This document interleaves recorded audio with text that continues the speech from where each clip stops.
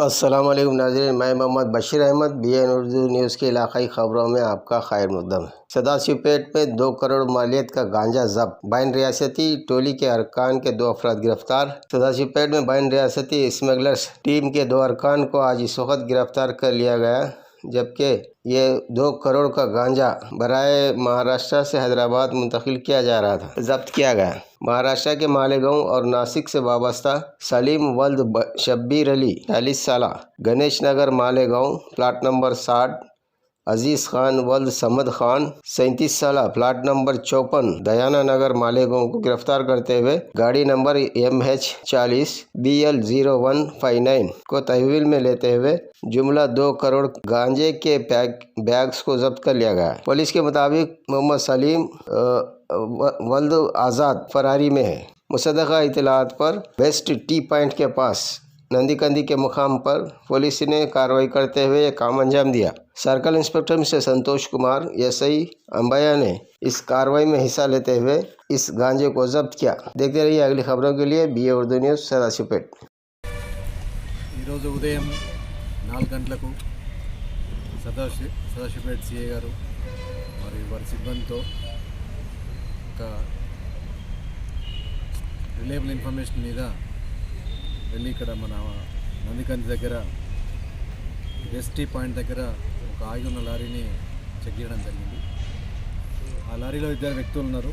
వారి పేరు షేక్ సలీం, అదేవిధంగా అజీజ్ ఖాన్. ఈ షేక్ సలీం అనే అతనేమో లారీ డ్రైవర్ మరియు యజమాని, ఇంకోతనేమో అజీజ్ ఖాన్ అసిస్టెంట్ డ్రైవర్ వెహికల్లో ఉన్నారు.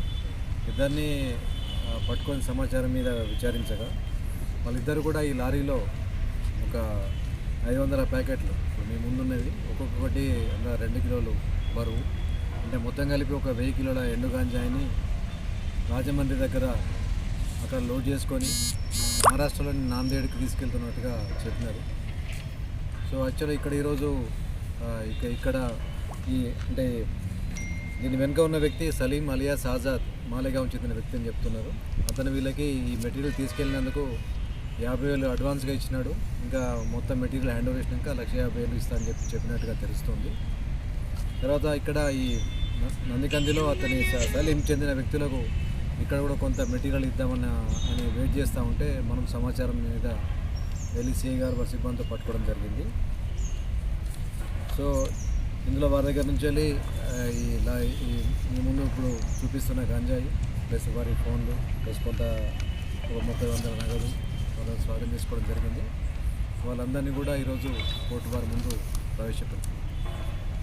మీరు గమనించి ఉంటే మనం గత నెల అంటే గత సంవత్సరం డిసెంబర్ 5 తారీఖున కూడా ఇదే విధంగా ఒక ఆ లారీతో పాటుగా వస్తున్న ఇన్నోవాలో వస్తున్న వ్యక్తులను కూడా మనం పట్టుకోవడం అరచేయడం జరిగింది.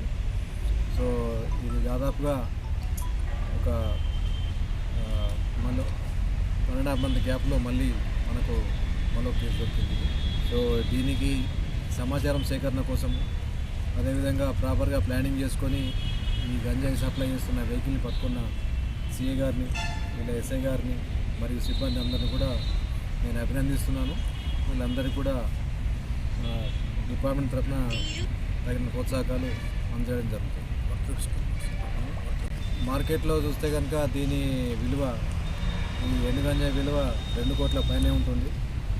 ఎందుకంటే ఇక్కడ చూస్తేనే దాదాపుగా కిలోకు 10,000 చొప్పున, కొన్ని ప్లేస్లో అయితే కిలోకి 20,000 చొప్పున కూడా అమ్ముతూ ఉన్నారు. ఇక అది ఒకవేళ చిన్న ప్యాకెట్లు వేస్తే కేవలం 4-5 గ్రామ్స్ ప్యాక్ చేసి ఒక ప్యాకెట్ను 100 రూపాయలకు కూడా అమ్ముతూ ఉన్నారు. సో దాన్ని బట్టి చూస్తే ఇది దాదాపుగా 2 కోట్ల విలువైన మెటీరియల్ ఉంది. సో వీళ్ళందరినీ కూడా కోర్టు వారి ముందు ప్రవేశపెట్టడం జరుగుతుంది. సో నేను మీ ద్వారా ఇంకొక అప్పీల్ ఏం చేస్తున్నా అంటే, ఇటువంటి మన జిల్లాలో కూడా కొద్దిమంది ఉన్నారు, దాదాపు అందరూ ఇటువంటి పని మానేసుకున్నారు. మనం ఈ మధ్య పట్టుకున్న వాటిలో ఎక్కువ మన ప్రాంతానికి ఎక్కువ వాళ్ళు దొరకట్లేదు. చాలా వరకు ఈ గంజాయి సప్లైని మానుకుంటారని అనుకుంటున్నాను.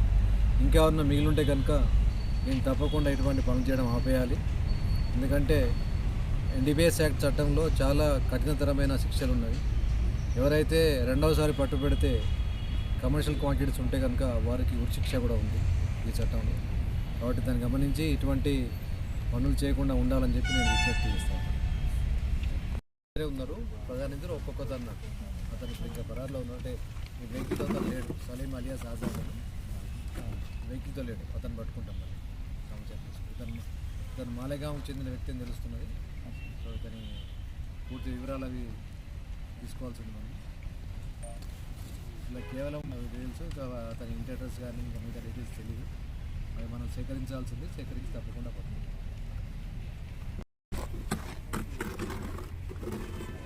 అట్నే ఇంకా మన కోహిర్లో కూడా ఉంది. మీ స్టాఫ్ అది ఉంటే అక్కడ చెప్పండి. కోహిర్లో కూడా పడుతుంది. అక్కడ ఒక వెహికల్ పడుతుంది. లేదు అచ్చా తప్ప అది చిన్న వెహికల్, మన బొలెరో పికప్ వెహికల్ ఉంటుంది. అప్పుడు ప్లస్ ఇప్పుడు ఇందులో కూడా ఏంటంటే ప్రతి ఒక్కొక్క వెహికల్లో ఒక్కొక్క ప్రత్యేకమైన పద్ధతి వాడుతున్నారు. లాస్ట్ టైం చూస్తేనేమో కింద లారీలో బాడీ కిందేసి టార్పాలిన్ వేసినారు. ఈసారి వస్తే పైన టార్పాలిన్ వేసి మళ్ళీ మెటీరియల్ పెట్టి మళ్ళీ టార్పాలిన్ కట్టేస్తారు. అంటే మనం చూసినా కూడా వెహికల్లో ఉన్నట్టుగా మనకి ఎలాంటి అనుమానం రాకుండా కొత్త కొత్త పద్ధతులను వెనుకొని ఈ విధంగా వేస్తున్నారు. లాస్ట్ టైం ఇంతకుముందు ఒక లారీ పట్టుకుంటే మళ్ళీ ఒక సపరేట్ కంపార్ట్మెంట్ తయారు చేసినారు. డ్రైవర్ సీట్లకి క్యాబిన్ మధ్యలో కంపార్ట్మెంట్ తయారు.